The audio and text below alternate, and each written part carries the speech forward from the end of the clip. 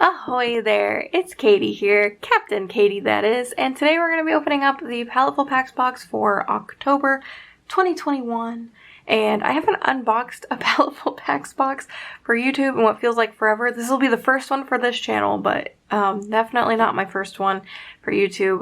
But anyway, let's open it up and find out what's inside. Ooh, so we have some really fun blue paper worms.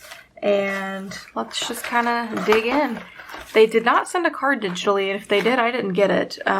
So the first thing is a pack of, what is it, 6? Yeah, 6 Tombow dual brush pens. These are the water-based ones.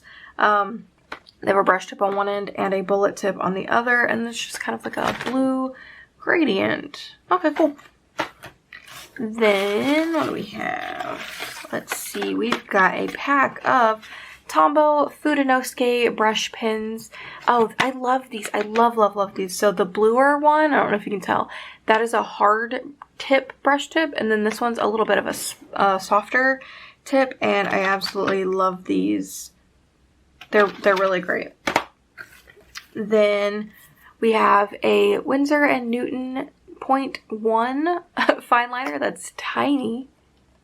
I did get an email about this though. Apparently some of these were defective, so in next month's box they'll be sending people replacements.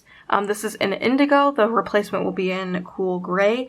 I obviously haven't opened it yet, so I don't know if this is defective, but if it is, it's okay.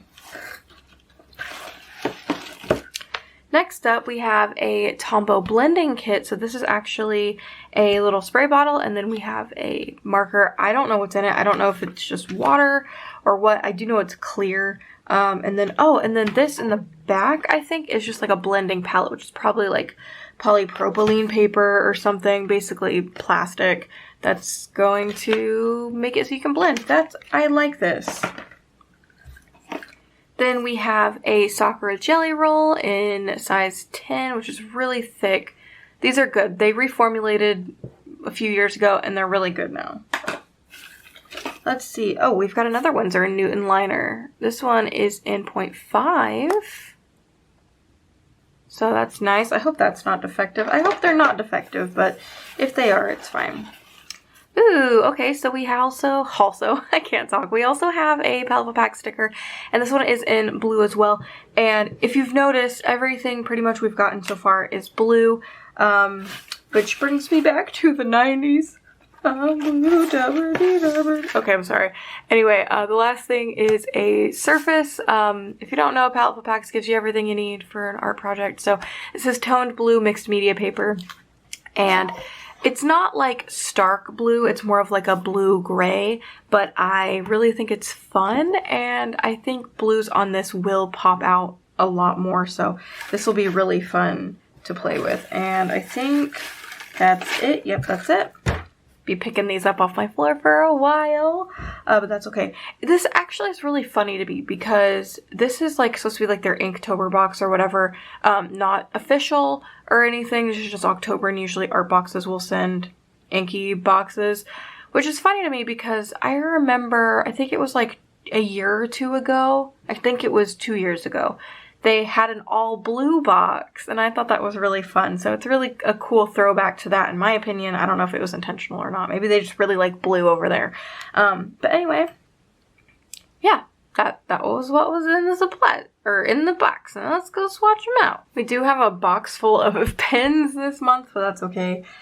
So one of the things before I go any further is, even if you don't have a blending kit per se, like the fancy probably polypropylene paper or plastic or whatever, you can literally use any plastic, like the case that the Tombow markers come in.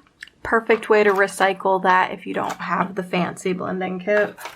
But anyway, so with the blending kit, it comes with a little tutorial on just kind of like how to use it. It comes with this is the blending card. I feel like it's a little overpriced for a spray bottle, literally a clear Tombow and some plastic, but again, it's just up to personal preference. If you want to buy it as a kit, it's great. If not, you can use water and your own spray bottle because they're so cheap, and just any plastic. And I'm sure we all have plastic lying around because it's everywhere. But anyway, there's a tutorial in here, and then you've got the whole color chart back here, which I think is cool, and then the blending palette. So I'm not going to be using the tutorial, but we'll set the blending palette to the side.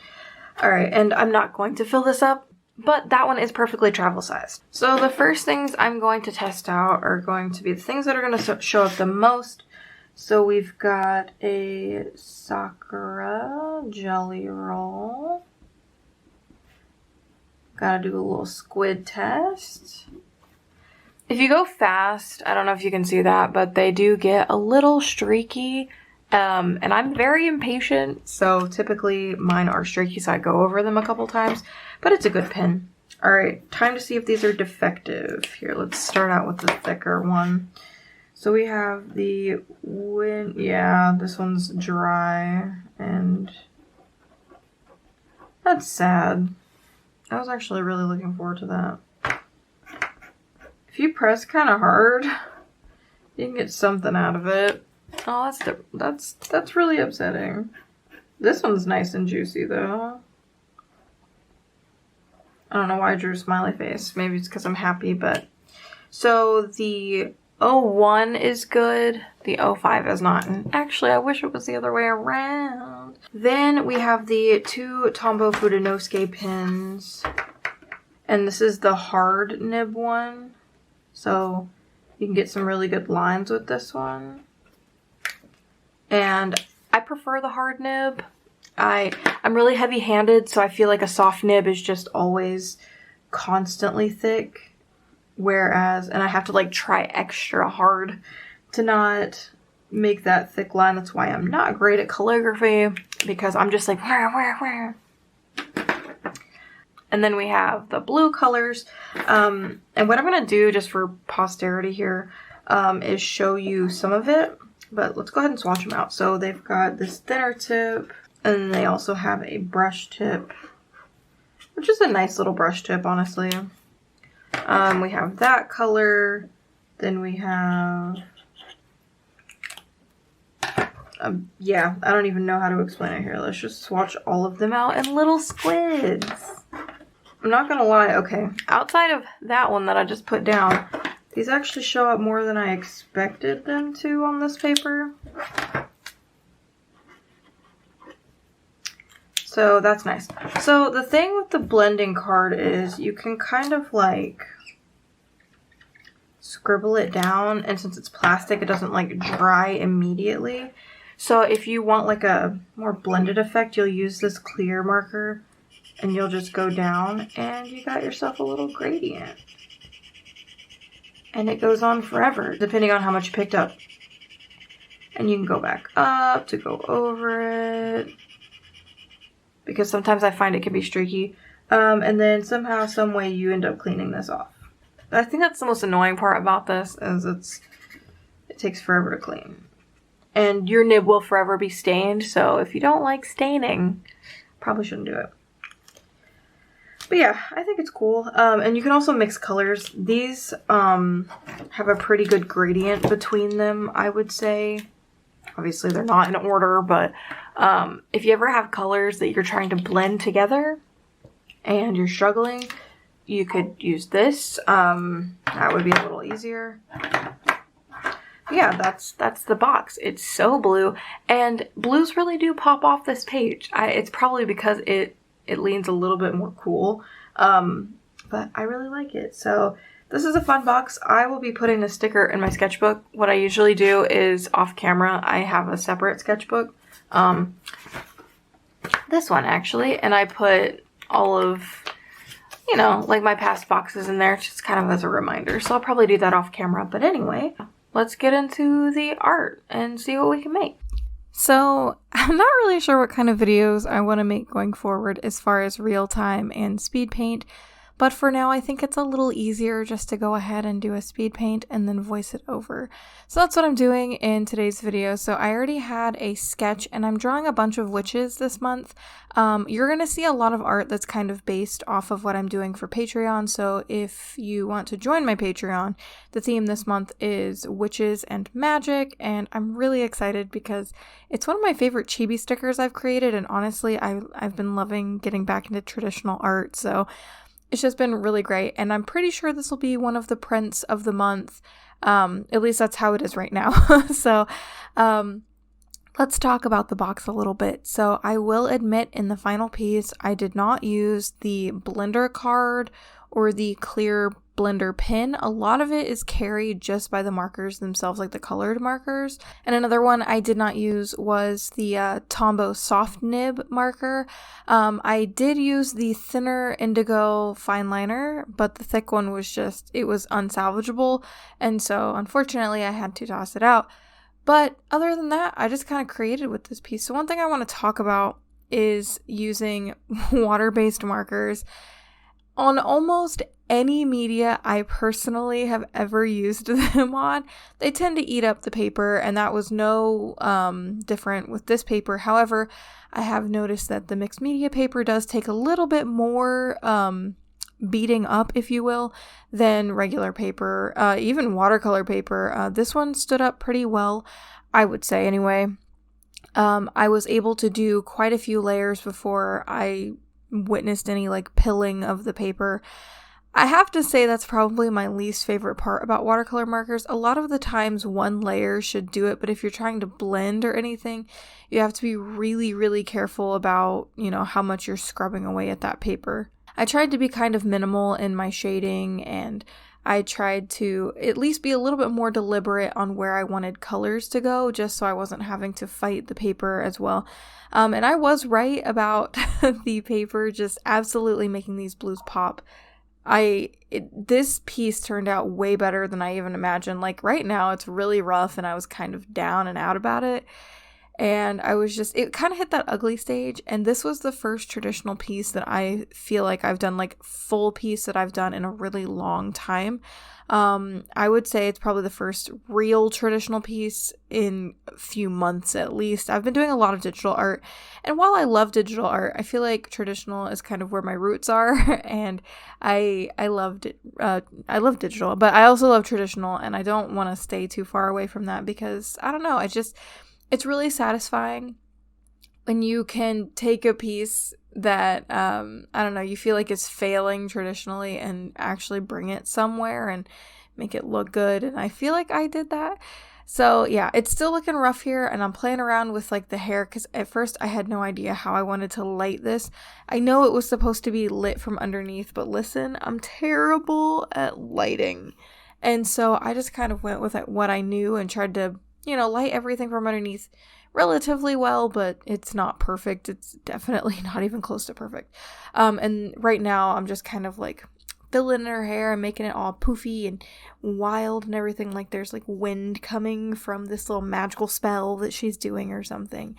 I will tell you though, the one thing that really takes this art piece from just meh to OMG is the white gel pen. I feel like whenever you do any kind of like underlit piece or any just like really bright light, having a straight white is so helpful. And I tell you what, it really just changed the outcome of this art. And I'm just really grateful because it was okay before that, but I just feel like, again, it took it to a whole nother level. So anyway, I can't wait to make prints of this. I think it's going to be a gorgeous print, and I love the monochrome of just the blue. Again, I mentioned it earlier, but a few years back, they also did just a all blue box, and it was really interesting. I think it was just like ink and stuff, and it was just all blue, and it was fun. And I remember looking back at that piece and feeling like it needed something else. And I feel like years later I come back and I feel like I redeemed myself a little bit. Not really redeemed. I don't feel like I needed to redeem anything, but I feel like, my art style's definitely gone through a heck of a change. So yeah, now I'm adding that white gel pen, and it just absolutely brings everything together. I tried to smudge out some of the pieces, some of the parts, because I don't know, I just didn't want that like stark white, at least not at first. And I used some of the white to kind of outline to give the illusion of it being lit. But yeah, this box was a really fun box. There are some things I didn't use, which is totally fine. I don't typically use a lot of watercolor markers in my art. It's just not what I do.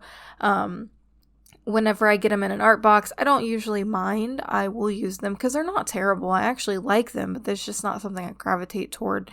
Which is funny because you would think I would, loving watercolor as much as I do, but I just feel like the application for me ends up being too tedious because, again, I have to worry about the kind of paper and any pilling and stuff, and pilling drives me crazy, so I just try to avoid it at pretty much all costs.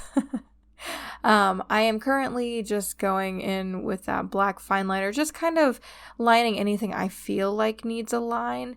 I'm using the hard nibbed one just because I like that I can push hard being a heavy-handed person and not have to worry about super duper thick lines.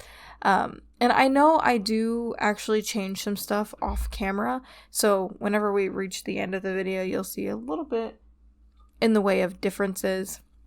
I think I added some like shading to the eyeball on top and some other stuff. But yeah, this is a really fun piece. It was a nice piece to just kind of get back into the art world of traditionalness and to make a video with, because I haven't made a Paletteful Packs video on YouTube in a while.